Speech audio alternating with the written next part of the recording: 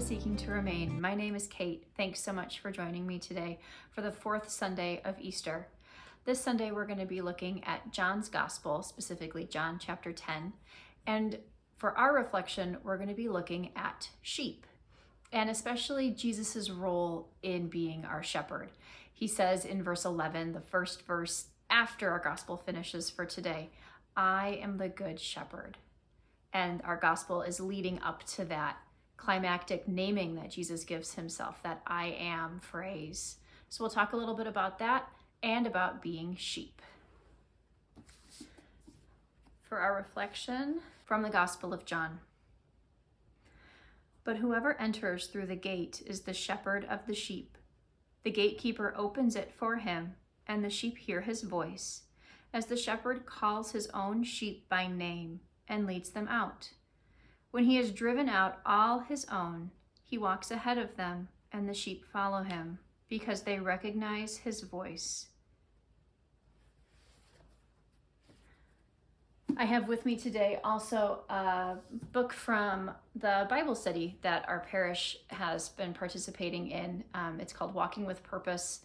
It's a Bible study for women specifically, and we meet in small groups once a week. And it's been a really beautiful thing to be a part of the 2 years that we've lived here in Kansas. I'll put links in the description if it's something you're interested in. You can do a Bible study virtually, so you're still in a small group, but with people from all across the country. Or you can see if there's a Walking with Purpose group either at your parish or in your area. This year, one of the studies that we did was called Beholding Your King. And we were looking specifically at Jesus revealed in the Old Testament.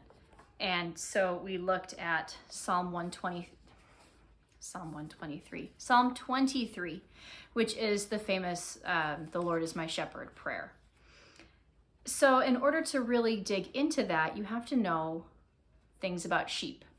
And maybe your experience is different, but my experience with sheep is in the wool, with no animal attached to it, and petting zoos, neither of which give me a very good understanding of what it is to be out in a field with a flock of sheep.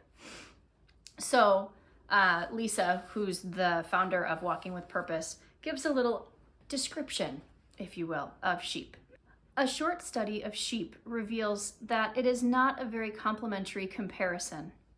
Sheep are among the most stupid of animals. They are utterly defenseless. If an attacker comes toward them, all they can do is run away. They fall down and can't get back up. They'll wander in circles, grazing on brown, inferior pasture until they are led to a better place. Left to their own devices, they are helpless and hopeless. So that's not very flattering if we're to be sheep, but there are some good qualities of sheep as well. Yes, if they fall down, they can't get themselves back up again. Quite literally, they'll die if someone doesn't come and flip them back over if they can't do it themselves.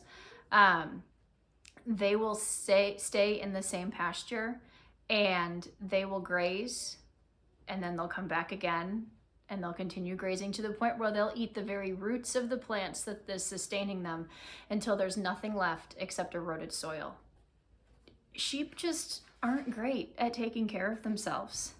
And yet Jesus says that he is our shepherd. So if Jesus is a shepherd and we're his sheep, we need to learn something from sheep and learn how to be better sheep. We actually heard in our gospel passage some of the good qualities of sheep. Number one, if they hear the shepherd's voice, they will follow him. And wherever he leads, they will go. Sheep are obedient. They listen.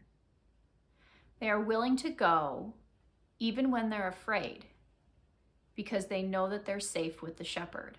That's something from that study in Psalm 23. Though I walk through the valley of the shadow of death, I will fear no evil, for you are at my side. When sheep are afraid, they won't lay down. They won't rest. They're agitated. They're restless. Only in the shepherd's presence will they lay down, will they rest, and will they go through those dark valleys. They won't do it by themselves. Jesus is our shepherd, and he never leaves us. He knows what we need. He knows where to take us. He knows how to treat our bites, our wounds, our sicknesses. He knows everything that we need, and he provides for that. He ensures that no matter what we encounter, we are equipped to handle it if we rely on him to show us the way. And that's what sheep do. They are completely dependent upon their shepherd. But Jesus is more than just a shepherd. Jesus tells us that he's the good shepherd. And that good is important because he's not just a protector, he's a savior. He's not just a leader, he is the King of Kings and the Lord of Lords. We are as far from him as sheep are from their shepherd. And no one would expect a regular, ordinary shepherd to die in the place of his sheep. To defend them, yes, but to willingly sacrifice himself so that his sheep could go and wander aimlessly away? No. But that's not Jesus.